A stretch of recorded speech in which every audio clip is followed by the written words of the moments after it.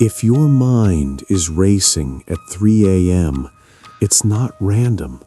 Something inside your brain is refusing to shut down. You are stuck in a biological state your brain cannot easily exit on its own. And the more you try to force sleep, the more awake you become. That's the frustrating part, isn't it? But centuries ago, someone found a way out. He didn't fight the thoughts. He changed what was happening inside his body, and his approach still works perfectly today. You wake up suddenly. The room is silent, but your mind is anything but quiet. It's 3 a.m. Your body is exhausted, yet your thoughts refuse to slow down. Old conversations replay, future problems start forming. None of it feels optional, and the harder you try to stop thinking, the louder everything becomes. You've tried everything, haven't you?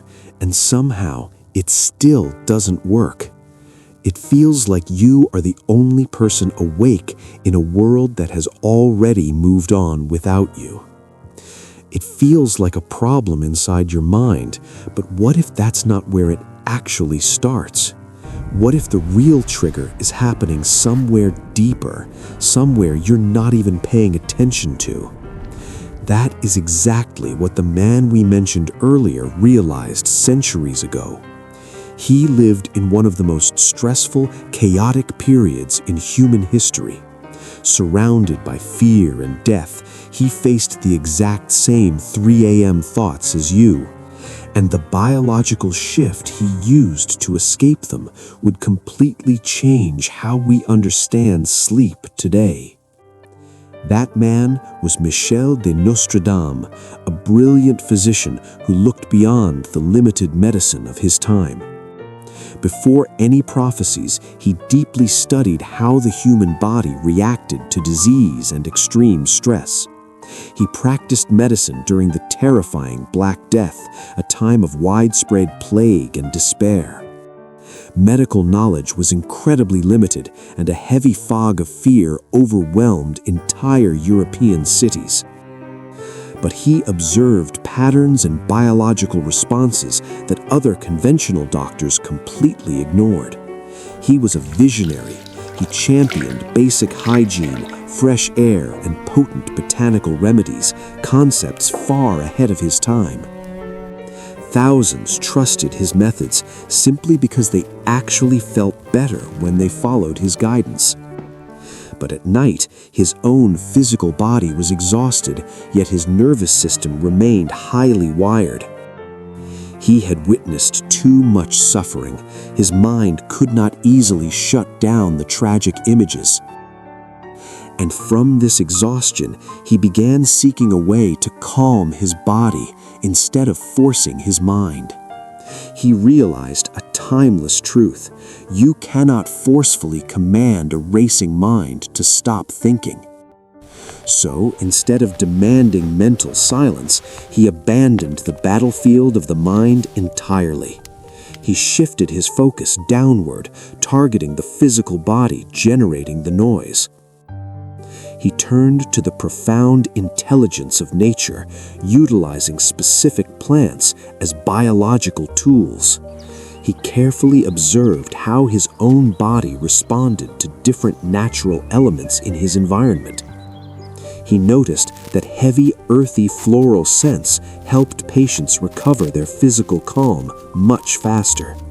Crushed nutmeg, dried rose petals, and soothing lavender became his sacred nightly tools.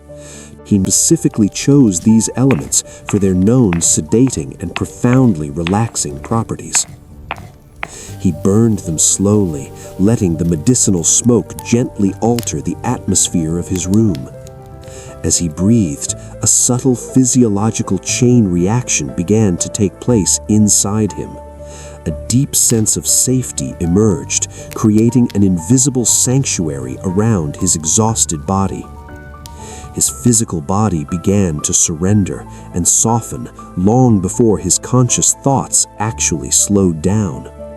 And you can feel that shift happening. Forcing it never works, does it? He didn't calm his mind to relax his body. He calmed his body to rescue his mind.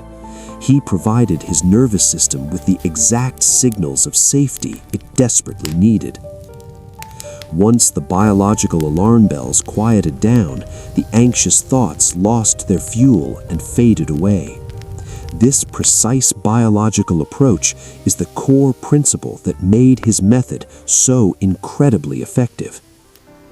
So, what exactly happens inside your biology when you cannot fall asleep? When you obsess over stress, your brain enters a severe state of hyperarousal. The amygdala, your brain's fear center, becomes highly active and floods your system with stress hormones.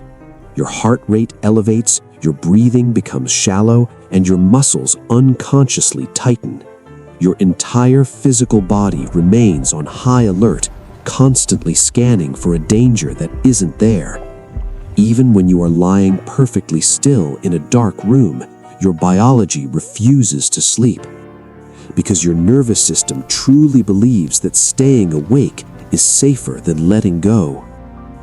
And forcing yourself to sleep only creates more stress, making the cycle completely unbreakable. But there is another pathway into the brain, one that doesn't require thinking at all. Sensory signals, like specific calming aromas, directly influence your nervous system. The microscopic molecules travel straight through the olfactory nerve, linking directly into your emotional center.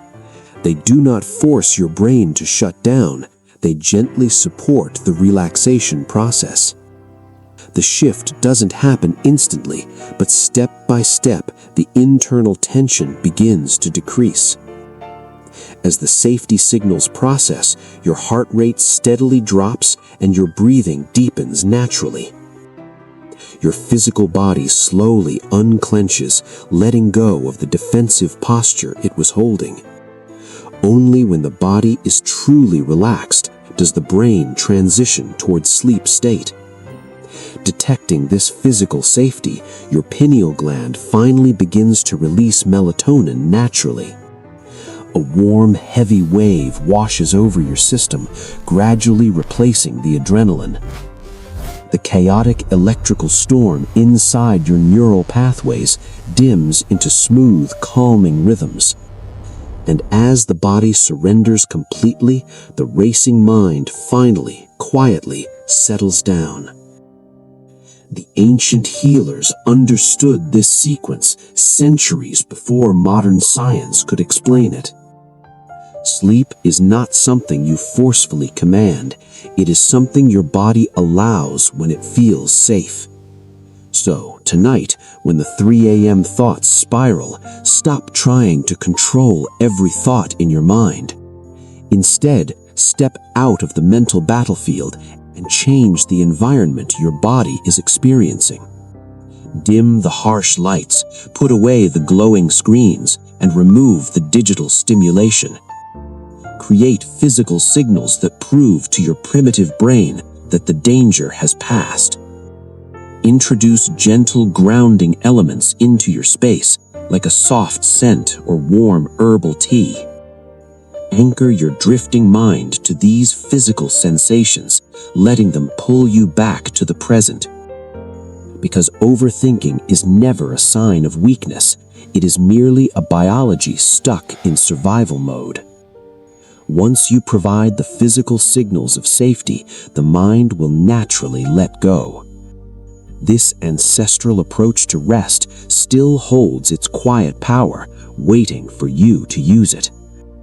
Tonight, the choice is yours. Keep fighting the endless storm or teach your body to surrender. Close your eyes, breathe in the quiet air, and let your body remember what peace feels like. Not as a treatment, but as a gentle way to support real rest.